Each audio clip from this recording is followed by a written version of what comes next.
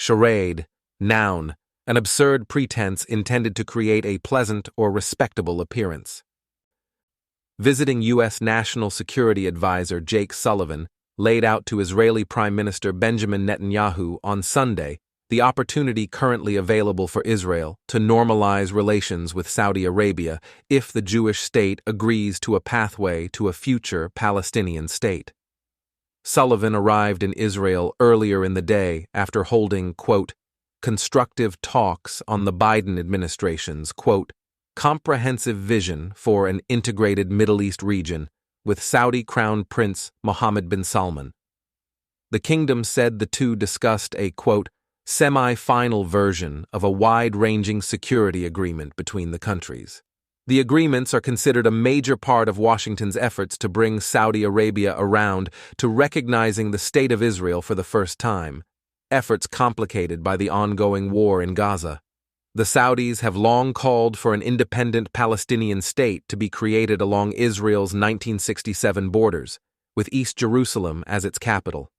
Some pundits say this is likely unattractive for Netanyahu, whose government hinges on support from hardliners who oppose a two-state solution and support Israeli settlements on lands Palestinians want for that state. However, also this week, Israel's National Unity Center Left Party Minister Chili Tropper rejected establishing a Palestinian state in exchange for normalization with Saudi Arabia, telling Army Radio that, quote, we are against such a move.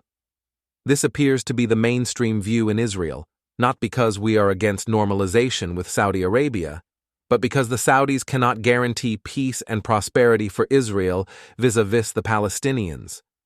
Anyone who has been paying attention during the last, 100 years, can easily detect that a Palestinian state right now would be nothing more than a glorified launching pad for more virulent, anti-Semitic terrorism aimed at Israel.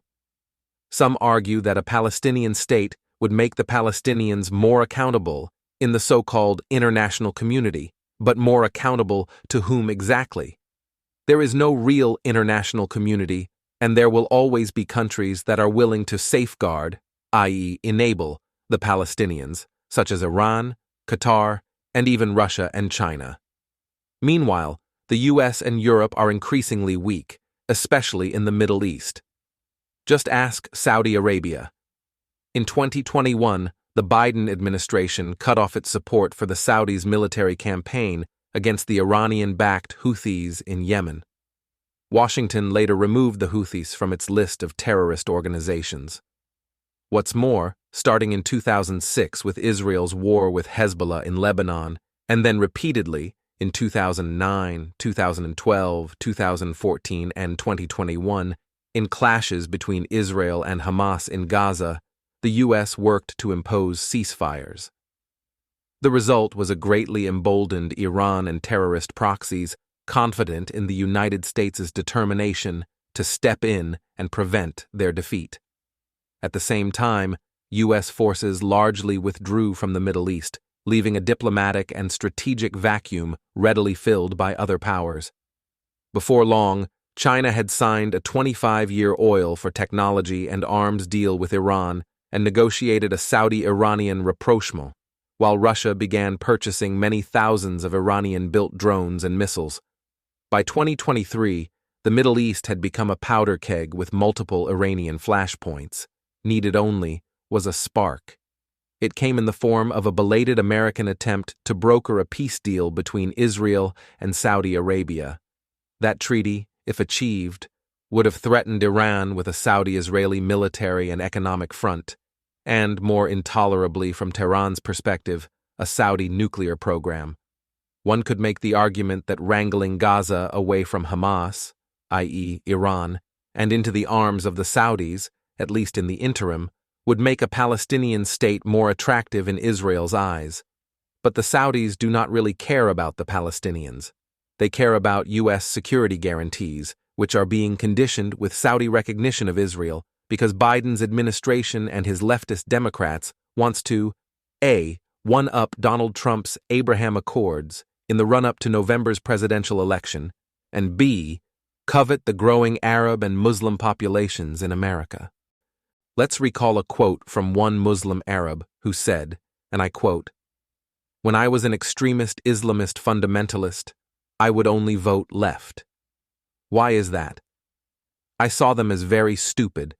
I would fear the conservatives because they come with principle. That's not someone they can brainwash, but the left, I know they have no values and no principles to begin with. I dare you to find one Islamic extremist that votes for Donald Trump. They give their vote to the leftist who wants to run around in pride parades. Islamic extremists are against gays and homosexuals and transgenders, but they want the left to go and get busy with that. They want them to go speak about the climate, go speak about abortion, go kill yourselves, go do that. What is the fundamentalist and jihadi agenda for the West? The future of the West has to be Muslim. This is the correct religion. This is the religion that all of humanity needs to be a part of Islam, and we will not stop until it enters every home." End quote. Meanwhile, for Saudi Arabia, the price of recognizing Israel is worth it, as long as the sailing goes smoothly with the Palestinians. But we have a rather enormous sample size to know that the Palestinians have never sailed smoothly. Look at what they did. In Jordan, in the 1970s, an armed conflict between Jordanian King Hussein and the Palestine Liberation Organization, in which the PLO tried to assassinate the king, known as Black September. In South Lebanon, starting in the late 1960s, a multi-sided armed conflict initiated by Palestinian militants against Israel in 1968 and against Lebanese Christian militias in the mid-1970s, which served as a major catalyst for the outbreak of the Lebanese Civil War in 1975.